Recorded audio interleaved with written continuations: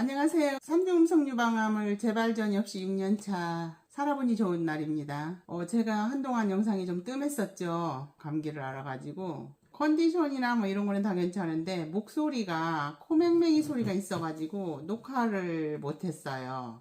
그래가지고 좀 길게 쉬었습니다. 그렇게 된 거에 대해서 오늘은 좀 말씀을 드려보고 싶어요. 제가 지금 6년 차거든요. 만 5년이 지나고 초심을 살짝 잃은 면이 없잖아 있었던 거죠. 그러니까 이렇게 살아가는 데 있어서 아무 불편함도 없고 그러다 보니까 나도 모르게 잠깐 잊었던 것 같아요. 제가 9월달 정도에 파주로 가서 동생 집에 있었거든요. 컨디션은 좋고 기분도 좋고 아기가 있어요. 아기가 있으니까 매일매일 까르르까르르 웃고 동생이 맛있는 밥 해주고 제가 차가 있으니까 시간 되면 구경도 다니고 놀러도 다니고 쇼핑도 다니고 굉장히 재미있게 지냈거든요.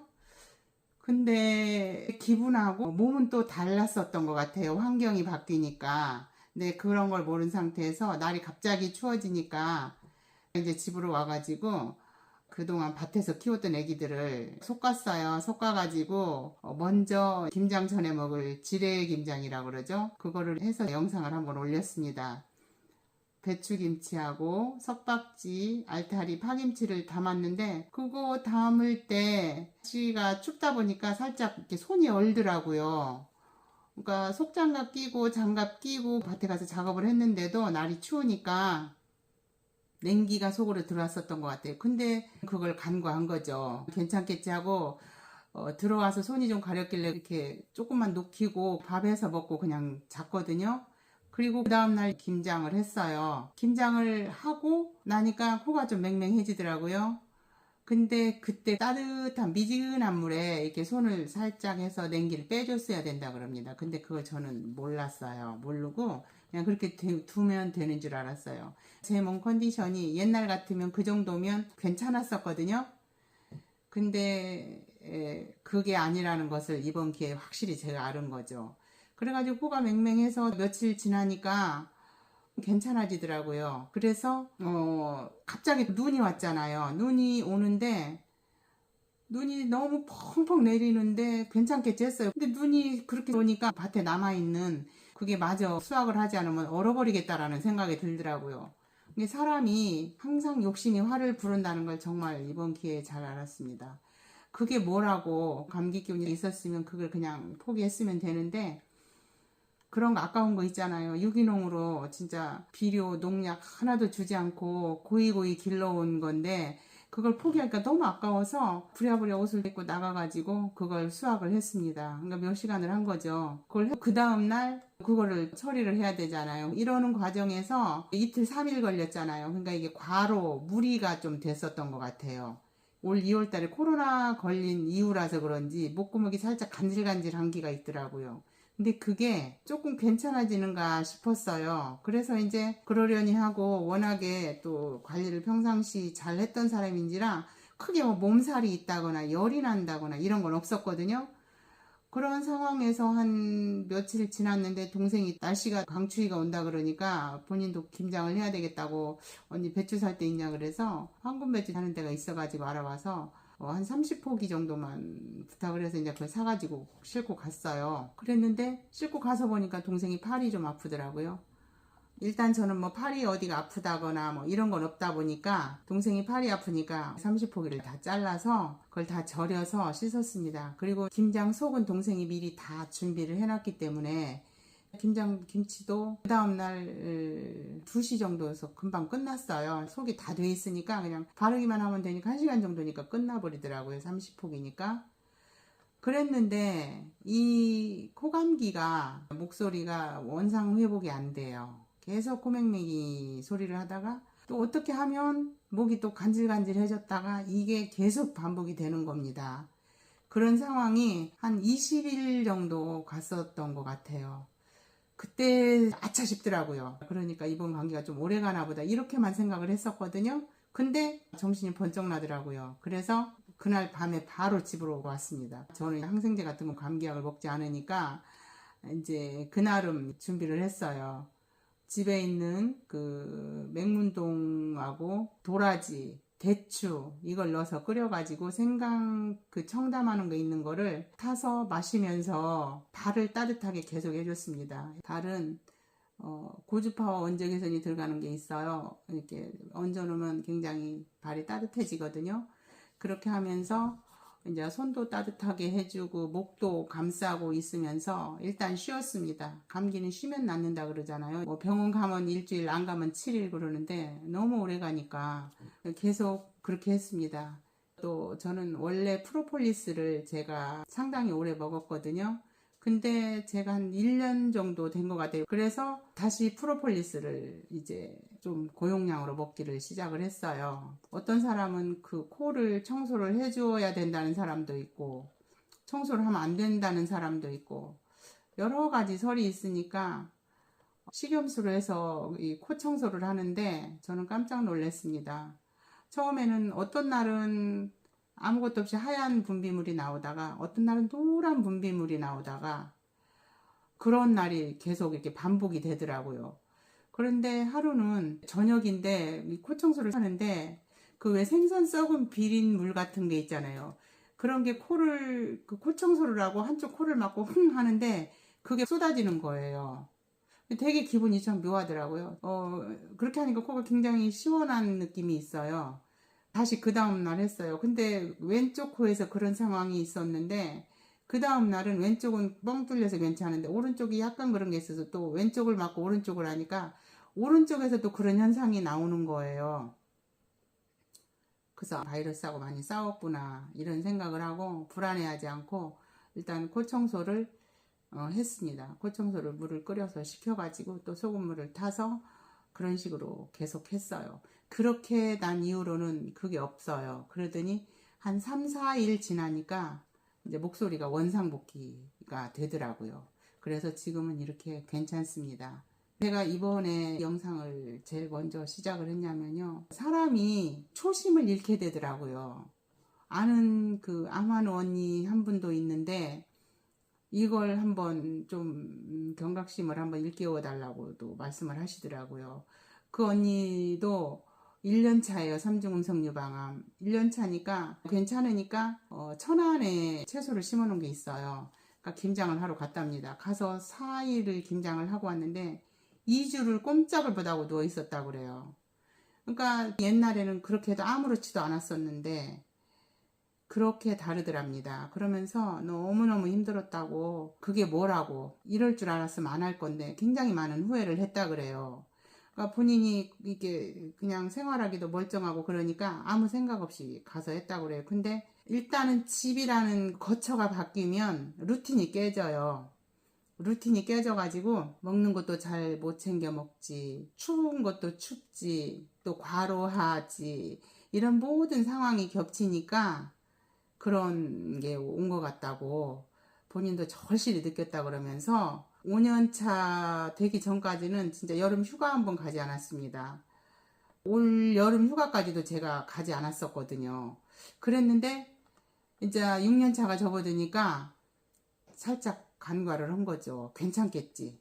설마 내가 이렇게 컨디션도 이렇게 좋은데 설마 어쩌겠어? 이 생각을 했던 것 같아요. 저도 모르게 하고 있고 그렇게 행동을 했던 것 같아요. 근데 내 몸은 그러지 못하다는 것을 이번에 확실히 깨달았어요. 그 전에는 그러니까 말만 들어서 머리로만 했지 제가 몸으로는 이해를 못했거든요. 그러니까 암 환우 중에서 그 먼저 간 언니들 보면 괜찮다고 컨디션 좋다고 거의 재발 전이 된 언니들 보면 여행이나 이렇게 많은 그런 활동을 하면서 그런 걸 제가 많이 봤거든요. 여러 명을 봤거든요. 근데 설마 나는 괜찮겠지라는 생각을 했는데 세상에 예외는 없고 설마는 없더라고요. 물론 괜찮을 수도 있어요. 좋을 수도 있어요. 근데 그 며칠 사이에 일단 그 루틴이 깨지니까 거기에서 문제가 확 발생을 하더라고요. 그런 게 살짝 겁도 나더라고요. 정말 신경을 써야지 되겠다. 이 냉기에 관해서 저도 순간 방심한 게 이렇게 되더라고요. 그러면서 생각이 많았습니다. 천하통일한 진시황제나 억만장자인 스티브 잡스나 삼성그룹의 이건희 회장도 병상에 누워있다가 세상을 떠났잖아요. 그렇게 화려하게 살다가 떠나간 사람 중에 혹시 부러운 사람이 있나요? 저는 부럽지 않아요. 왜냐면 저는 살아있고 그분들은 세상을 떠났잖아요. 개똥밭에 굴러도 이승이 좋다고 그러잖아요. 그렇듯이 우리는 한순간도 방심을 해서는 안 되겠다라는 걸 제가 말씀을 드리고 싶은 거예요. 그러면서 제가 느끼고 생각한 게 세상에는 없는 게 세 가지가 있는데 그게 세 가지를 또 세분화해서 하면은 9가지가 된다고 그래요. 제가 그거를 정말 많이 곱씹고 많이 생각을 해봤습니다. 세상에는 없는 게 세 가지가 있는데 그러니까 첫 번째는 정답이 없다 그래요. 두 번째는 비밀이 없다 그래요. 세 번째는 공짜가 없어요. 그리고 이제 그 세 번째 중에서 두 번째가 우리가 죽음의 문턱에 대해서 분명히 알고 있는 세 가지가 있어요. 죽음의 문턱에 대해서 사람은 분명히 죽는다는 거예요. 첫 번째는. 두 번째는 나 혼자서 죽어야 된다는 거. 나 혼자서 죽는다는 거. 누가 대신해 줄 수 없다는 거. 이걸 우리는 반드시 알아야 되고요. 세 번째는 아무것도 가지고 갈 수 없다는 거예요. 근데도 배추 그게 뭐라고 그거 김장하려고 욕심 아닌 욕심을 부리다가 감기가 걸리는 제 자신을 보고 생각하는 게 많았습니다. 그리고 그 세 가지 중에서 그 세 번째 그 첫 번째는 우리가 죽음에 대해서 모르는 거 세 가지가 있다 그래요. 첫 번째는 언제 죽을지를 모른다는 거예요. 두 번째는 어디서 죽을지를 모른다는 거죠. 그리고 세 번째는 어떻게 죽을지를 모른다는 거예요. 우리는 항상 준비하고 있어야 되는 것 같아요. 모든 사람이 태어나는 방법은 거의 비슷하지만 죽는 방법은 정말 천차만별이잖아요. 이 감기가 만병의 근원이라고 그래요. 그죠? 그러니까 우습게 감기로 인해서 폐렴으로 인해서 가는 분들도 많아요. 그런 걸 봤을 때 제가 얼마나 어리석었는지를 알겠더라고요. 그래서 인간의 평가는 태어나는 것보다 죽는 것에서 결정이 되는 것 같아요. 내가 세상에 올 때는 울고 나오잖아요. 근데 내 주변에 있는 모든 사람들은 다 웃어요. 축복해주고. 근데 내가 이 세상을 떠나갈 땐 모든 사람들이 아쉬워서 우는 가운데 나는 웃으면서 후를 떠나가는 그런 인생을 사는 것이 최고로 잘 사는 것 같아요. 그죠? 그래서 우리는 행복한 삶을 살아갈 필요가 있습니다. 우리가 걸을 수 있고 맛있는 거 먹을 수 있고 친구들과 대화할 수 있고 살아있는 지금이 소중하고 감사한 것이라는 걸 알았죠. 그래서 어느 책에서 보니까 삶은 소풍이라고 그러더라고요. 소풍 같은 인생을 살으라 그래요.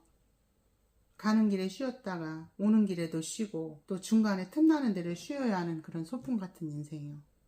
그러니까 여러분들도 너무 그렇게 힘들게 살지 않았으면 좋겠어요. 그냥 나에게 주어진 하루하루의 삶 자체를 그냥 소중히 여기고 감사하면서 고마운 마음으로 이렇게 하루하루 사는 게 좋지. 우리가 지금까지는 하루하루를 마치 무슨 목적을 완수하기 위한 수단인 것처럼 살아왔잖아요. 절대 그래서는 안 되는 것 같아요. 그러니까 우리는 일하러 세상에 온 것도 아니고 또 성공하려고 세상에 온 것도 아니잖아요. 그런 것은 다 부차적인 것이고 수단적인 거죠. 우리 모두가 뭐 전생에 무엇을 잘못하고 무엇을 못했는지는 모르지만은 세상을 누릴 수 있는 삶을 선물로 받은 거잖아요. 아직도 삶을 선물로 받지 못한 많은 대기자들이 우주라는 커다란 다락방에서 순번을 기다리고 있다는 걸 어느 책에서 제가 본 적이 있습니다. 그러니까 우리는 삶을 수단시 하지 말고 그냥 이 삶 자체가 이 목적인 것을 깨우치고 이 삶이라는 여행은 목적지가 따로 있는 것이 아니라 그 자체가 그냥 목적이라는 걸 알고 살아야 될 것 같아요. 그러니까 우리는 이 여행 자체를 즐기고 살아야 돼요. 멀리 소풍 가서 인내와 고통만 가득하면 안 되잖아요. 그죠? 그것은 정말 참된 인생이 아니다라는 생각을 했어요. 왜 내가 이렇게 암이 걸려서 이러지? 그런 생각보다는 오늘 하루하루에 감사하고 이렇게 숨 쉴 수 있음에 우리가 사랑하는 사람과 같이 있을 수 있음에 이렇게 눈 뜨고 살아가는 거에 정말 감사를 하면서 살아가는 게 정답인 것 같아요.